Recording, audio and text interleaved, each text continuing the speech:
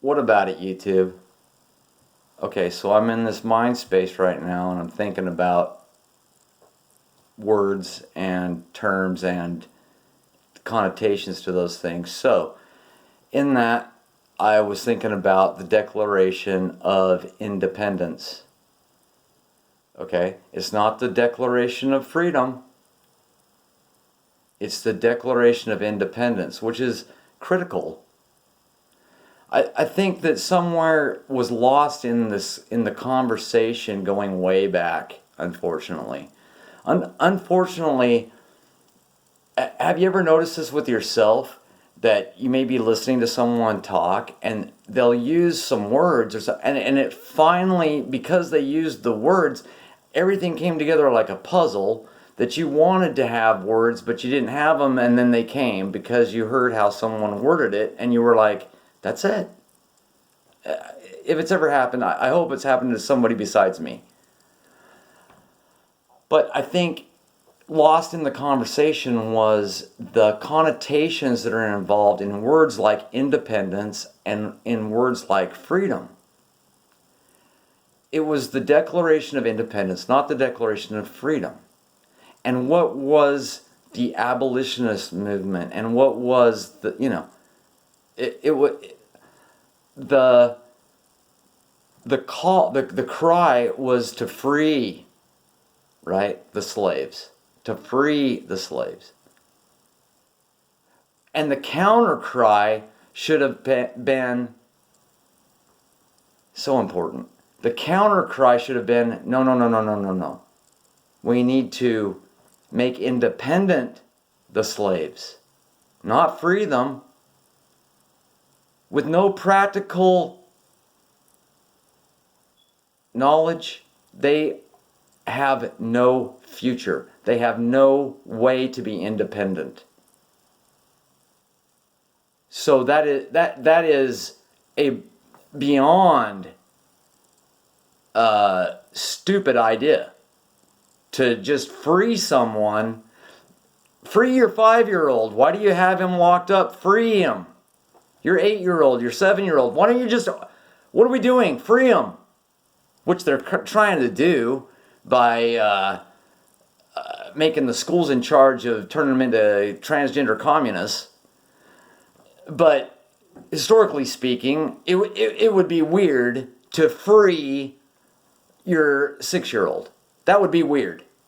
Okay? Your 6-year-old needs to be fostered. Your 6-year-old needs to mature. Your 6-year-old needs to learn practical knowledge and practical skills in order to be independent and to leave the nest someday. And if you don't do it, and if they are a bumbling moron their entire childhood, then they will not be independent as an adult.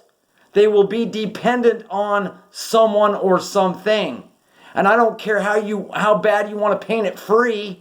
You're not free if you're dependent on someone. I don't care who it is. Uncle Sam, whatever. It doesn't matter. If you are a dependent, that is the opposite of independent. You are at the mercy for someone to take care of your needs. If you are dependent, because you don't have the ability to be independent. So the Declaration of Independence connotates responsibility. It connotates a self-drive to obtain practical knowledge and practical skills to be independent. It doesn't come for free.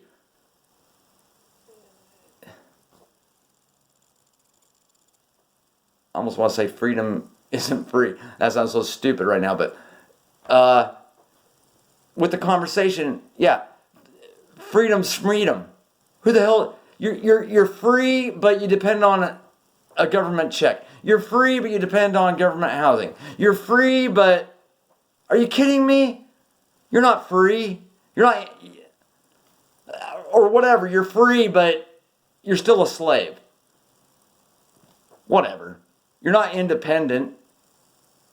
Do you know what it's like to be independent? You know what it's like? you have like self-confidence. You have like good self-esteem.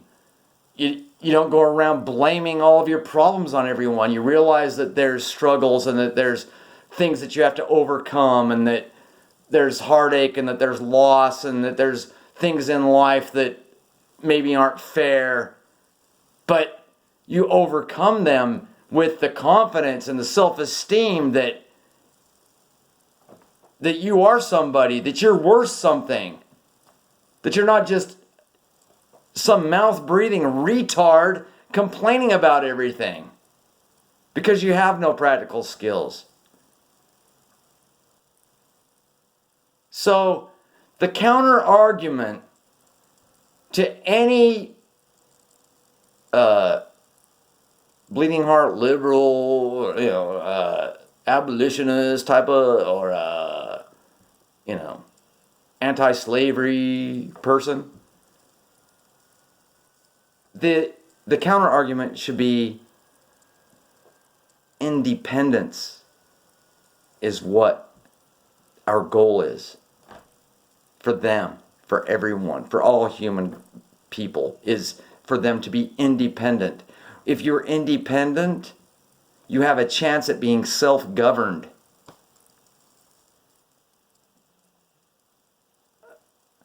The American experiment, there's no way it even has a chance with people that aren't willing to work, who are unskilled, and have no human drive, and only want to bitch and moan. It's gone. It's gone. It's going to come to a screeching halt real soon, because I guess that's the direction.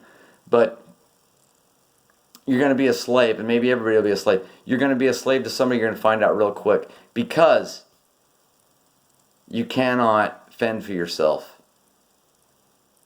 And deep down, you know it. And probably deep down, that's part of your inner turmoil, is that you're a nobody and a nothing. And good for nothing. That you're a good for nothing. That nobody has any use for you, really. Some likes on your social media is about the entire closet of accomplishments that you've got. So anyway, that's it for this one, kind of in conjunction with the last one. God bless.